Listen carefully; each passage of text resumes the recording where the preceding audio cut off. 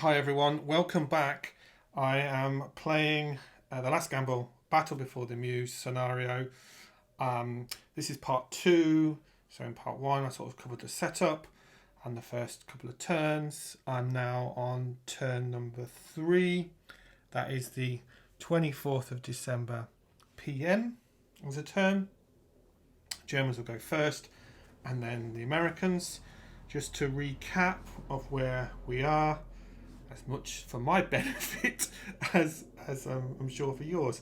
The Germans have been able to move across some of the map. They've been able to engage the Americans in these sort of key for me the key locations here and here, and started sort of look threatening to this location here.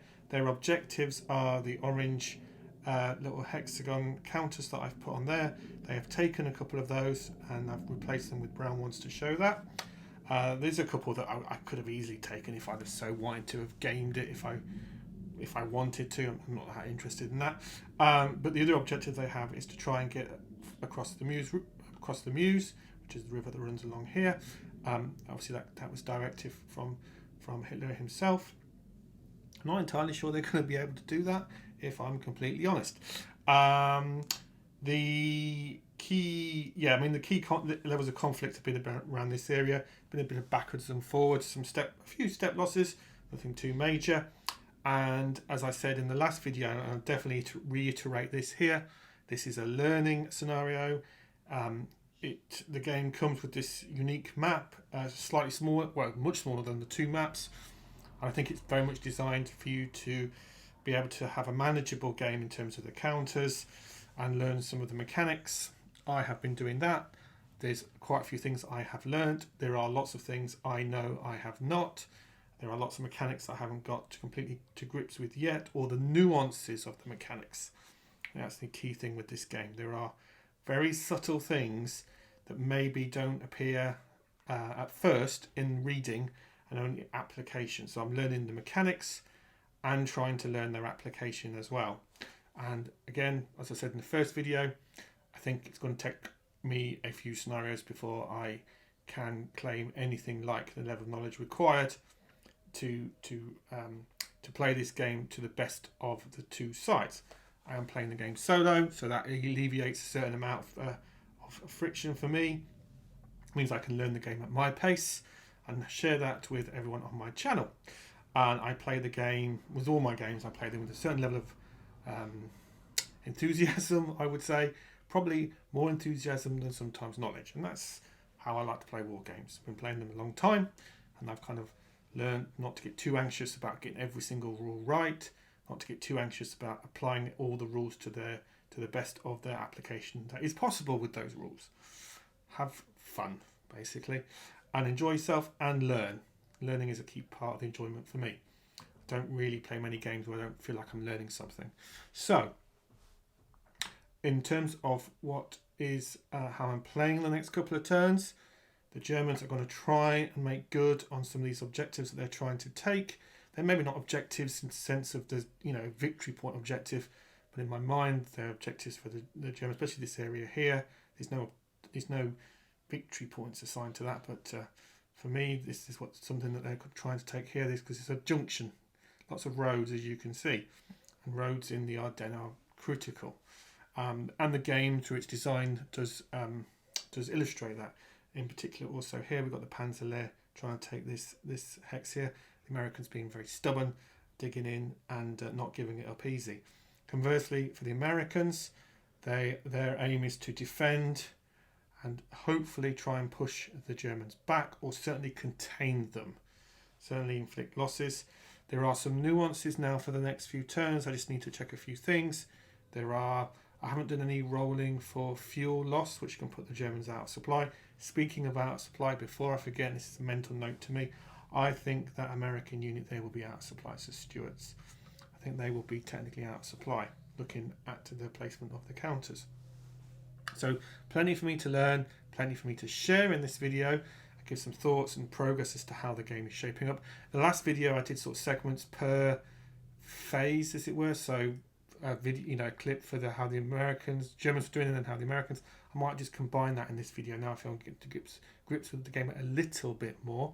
So what I'll do is I'll play in this video. I think I'm going to play a couple of turns, and I'll give an overview of what's happening in each turn, talk about specifics of the mechanics. I probably will zoom the camera in a little bit as well. Most, as you can see from just the board, the most of the action, the way I'm playing it in my playthrough at the minute, is really focused on this sort of area here.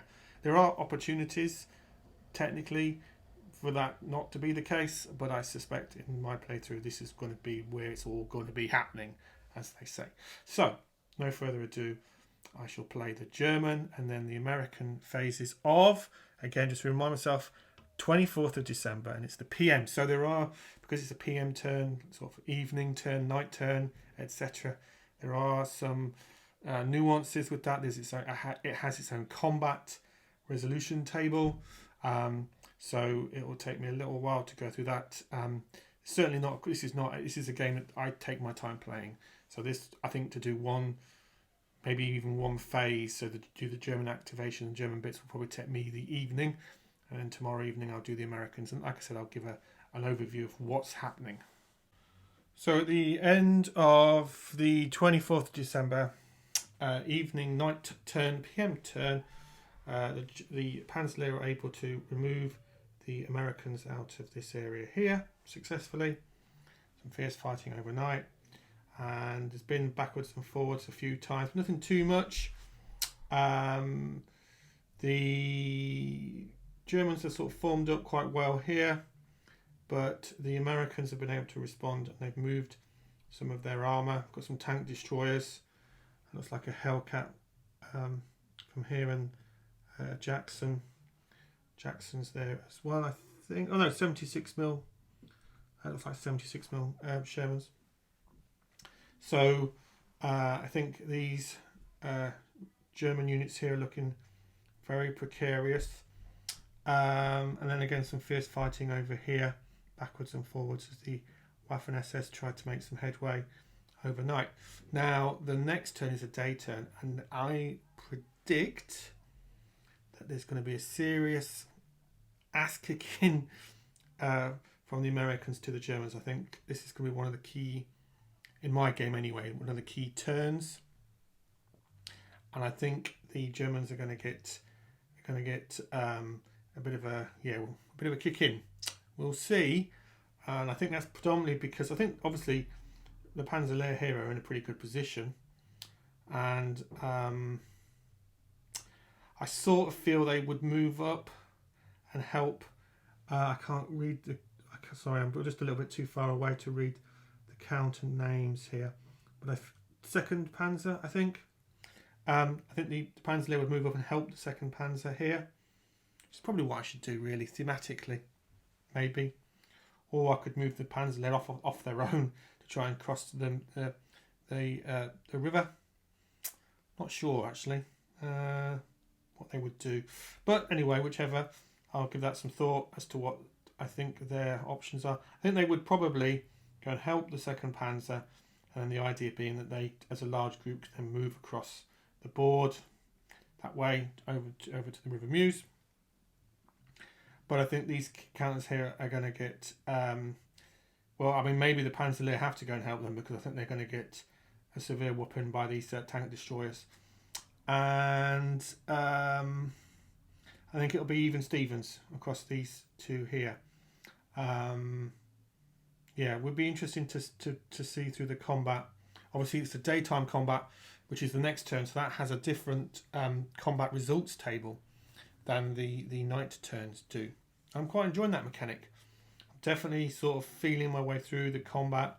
I'm just trying lots of combat just to understand the mechanics more than trying to optimize it or anything, like I said earlier. So, but I am enjoying going through the process of working all the combat out.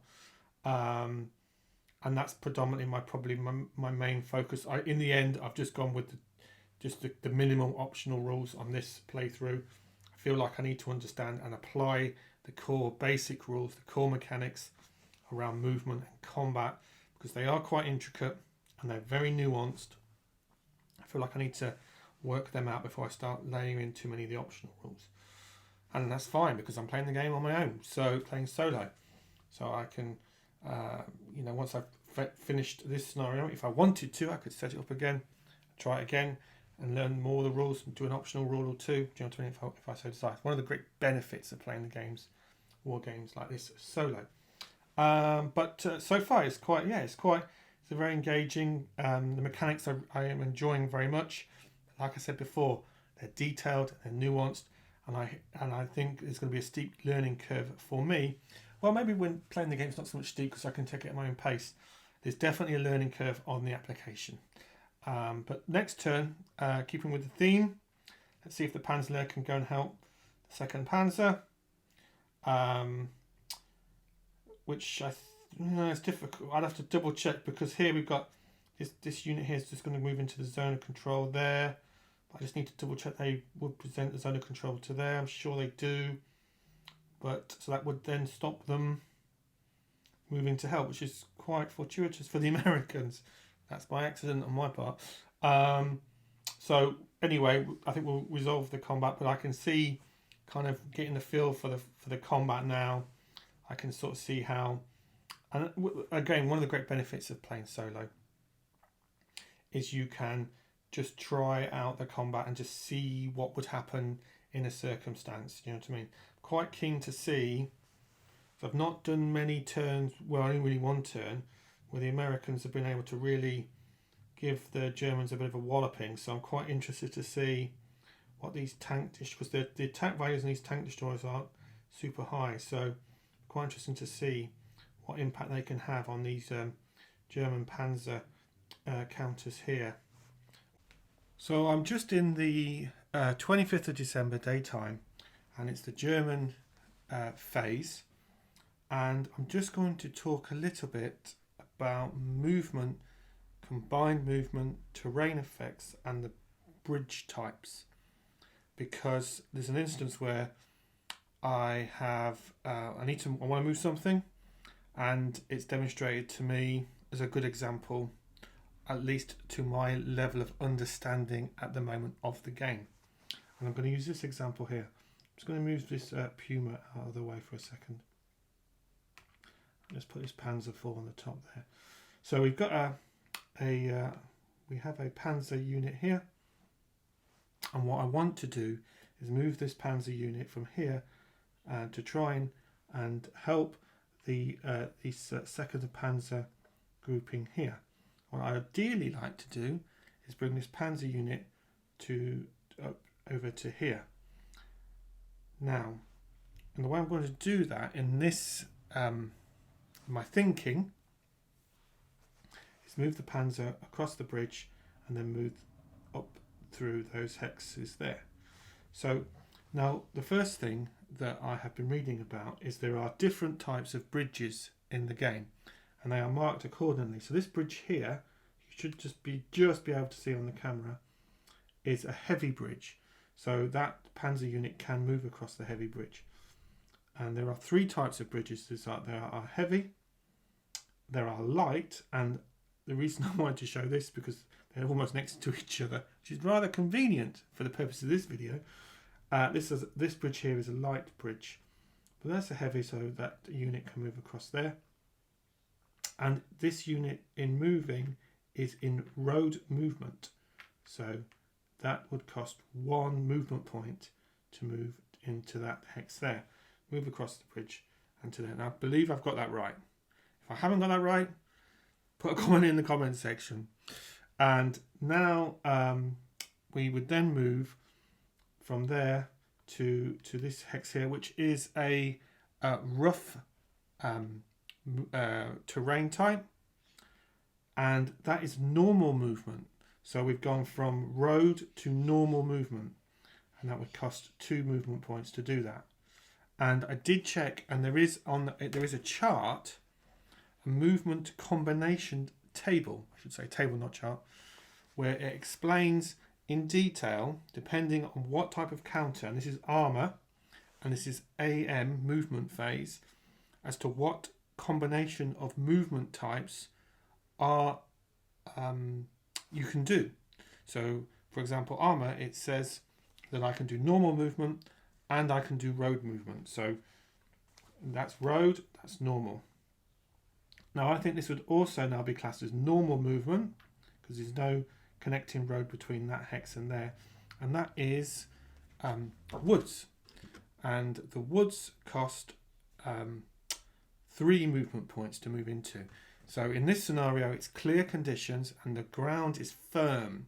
So again, on the terrain effects chart, I'm not going to try and show it in the camera because I don't know what the camera will do, but in the ground effects chart, there are different types of ground conditions: firm, mud, frozen, and snow. And pretty sure this is firm, as I say confidently. No, it's frozen. My apologies. It's frozen. So it cost in frozen. It cost 1 to move to there. 1 to. Let me just double check. 1 to move into rough. So I've spent 2 movement points so far, and then for the woods, it costs 2 movement points. So I spent 4 movement points so far. I've got 3 left. This hex here is clear. For frozen, again, normal movement. So that would be another movement point. And then the remaining points that I want to move, ideally into this hex here, which is woods, and that costs 2 movement points for frozen. So that would be my 7. So if I just go back, 1, 2, 4, 5, 7, and my movement points are there. And that works quite well. It does take a little bit of checking different areas, so checking the types of bridges, and there is, artistically, there is a difference between the medium and the light and the rail bridges, but you do need to check. One thing I can imagine myself falling foul of is just seeing a bridge. I'll give an example here. Bridges here, and just thinking they're bridges, and not without considering what type of bridges are they. So that's definitely a consideration. Plus, you need to check by the rules the different movement types and the counters that you're trying to move. So movement types being, for example, in this case, normal and road. I could also have done instead of, but not as well as, strategic movement. Strategic movement looks very good for moving vast distances, but not too close to enemy. That's layman terms, but that's what it seems to be good at. So that worked out quite well, and it is quite satisfying to go through, but very detailed, to go through the different movement considerations and implications and rules and sub-rules of those types. So and that sort of feels like a good example to me, to my level of understanding of the game at the minute, of how movement works at its most, in a way, simple form. Although I thought that was quite a good example. And the reason I want to bring this up as well is that there's also rules about zone of control. So my understanding again is that this unit here will be putting the zone of control into this hex here, and you cannot move from your hex when you're in a zone of control into an adjacent zone of control. You have to sort of move out, as it were. So that's why I've had to move these tanks, this armor around here. So thankfully for me, that was a suitable bridge. If it hadn't have been, I would double check if you can move armor across light bridges, but you would assume probably not. So that's quite good. I very much enjoyed that, and I very much enjoyed going through that process. Anyway, I need to finish this turn up before I give an overview of what else has been happening. Just finished the 25th of December AM turn for the Germans. Just wanted to sort of go over a couple of things. So we've done movement and combat and all those sort of things. So again, they were able to use their one of their bombers and disrupt some units here. I do like that mechanic. It works really well. There's a separate table. There are restrictions of where you can bomb and where you cannot. It seems to work quite well. And the reason that they did that was it will stop them. Their armor. It will stop the American armor being able to move up and help defend that position there. And I did check in the rules that once they're disrupted, they can't move and so forth. This area here, which the Panzer have been successful in taking. They've now started to move out because of the bridges, the light bridges, and I did double check. Yeah, they moved up to the heavy bridge here, start to move their troops across so they can engage the Americans on this side of the river, just so they can completely secure that area. I could have opted to try and get the victory points and move towards the Meuse, but decided not to do that. And I'll come to that. I'll come to that in a second. This area here, pretty much fighting backwards and forwards. But in terms of the sort of rule set, the Americans were able to push back the Germans were able to push back the Americans. Now, one thing I didn't realise until I just checked through some of the rules is that in the occasions where I have been retreating the Americans, I have retreated them to the north. Now, this technically by the rules, I think I should have been retreating them to the west, which would have been obviously this way. The only reason for that, and this is just one of those things about making videos, you can't help but always think of the maps as north and south when you're videoing like this, because you're so used to seeing it through a video camera. So that is my mistake. So I think I'm not really sure it would make much difference in the game today, but I have sort of made a mental note to remind myself on subsequent scenarios the Americans retreat to the west and the Germans would retreat to the east.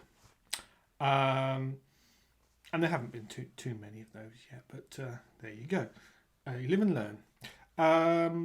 And then there's been some combat here, which has been quite good.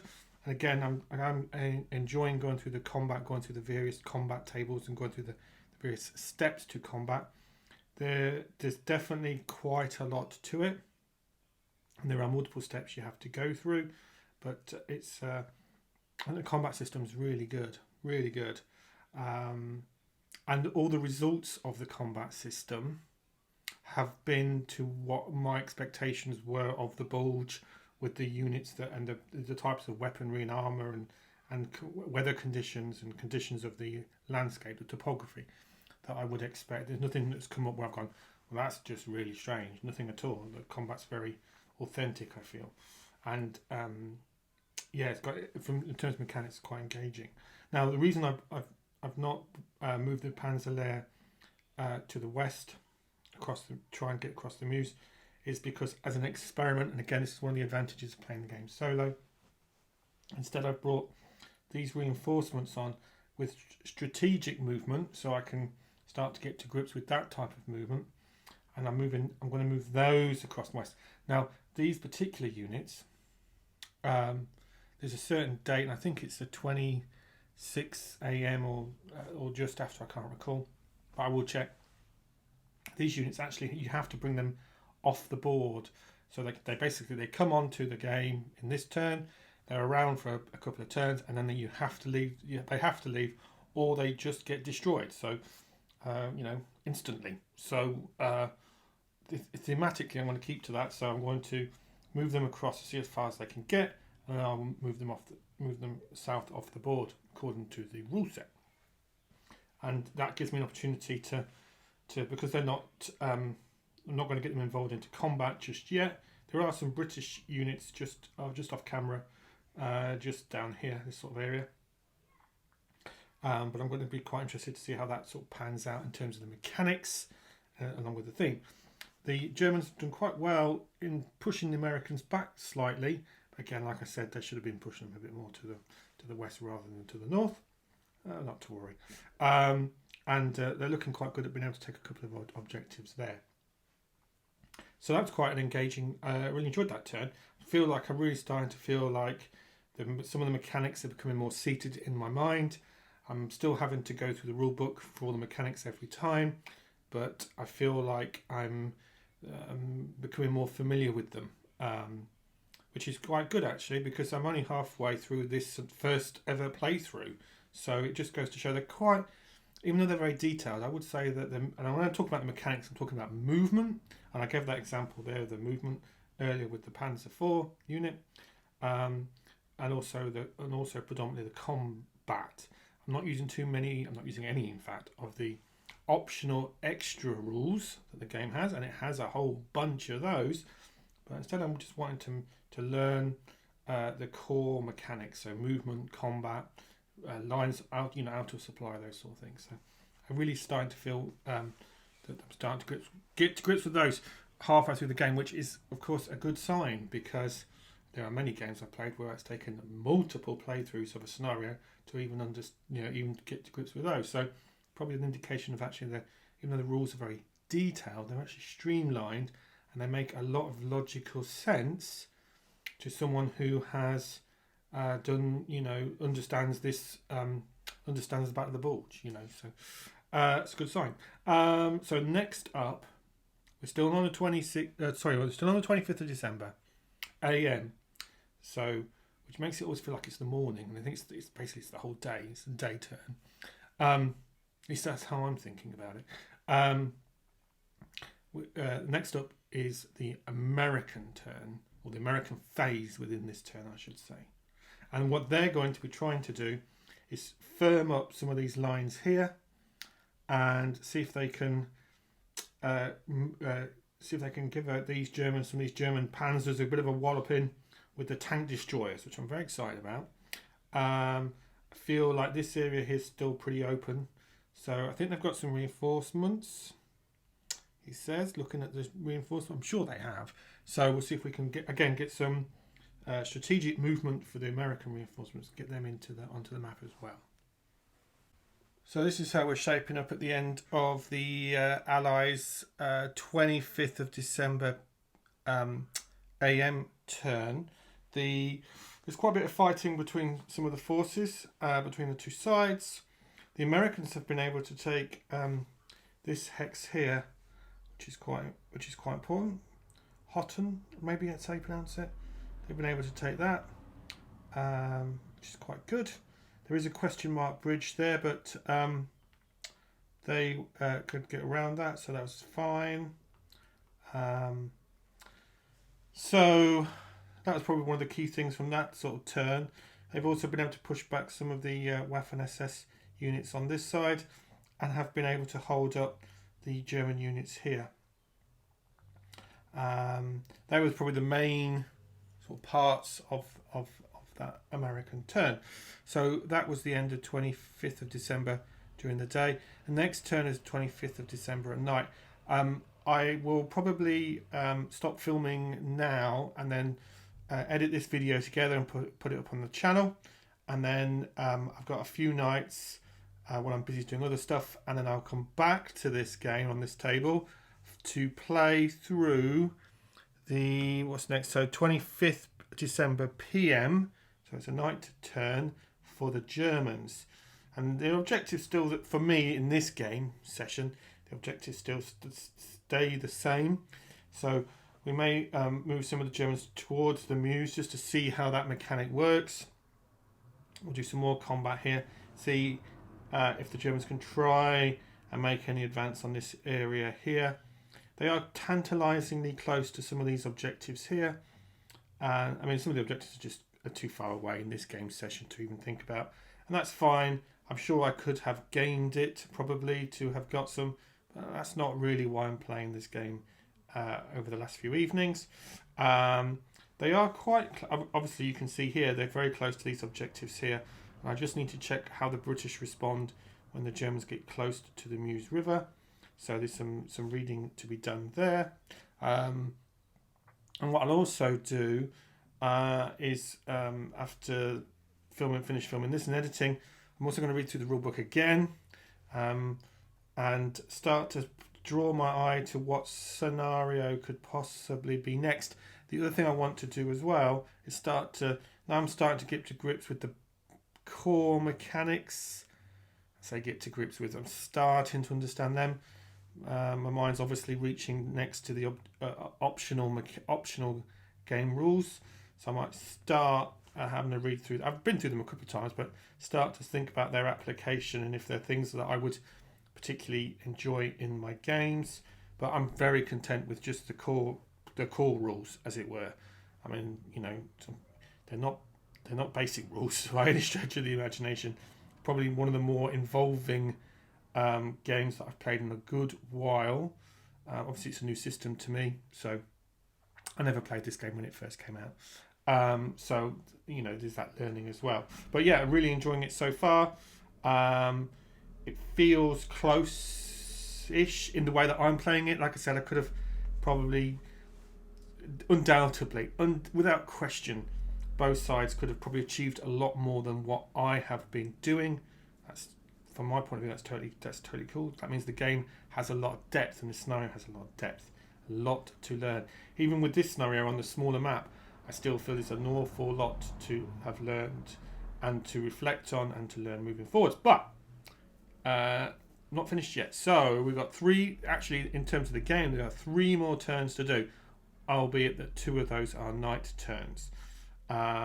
So yeah, I'll get this edited up, put on my channel, and thanks a lot for watching as always. If you've played The Last Gamble and if you've played Battle Before the Meuse, super interested on your thoughts. I'm also interested, because this is very much a learning exercise for me, and I can see how the next few scenarios will be also learning exercises.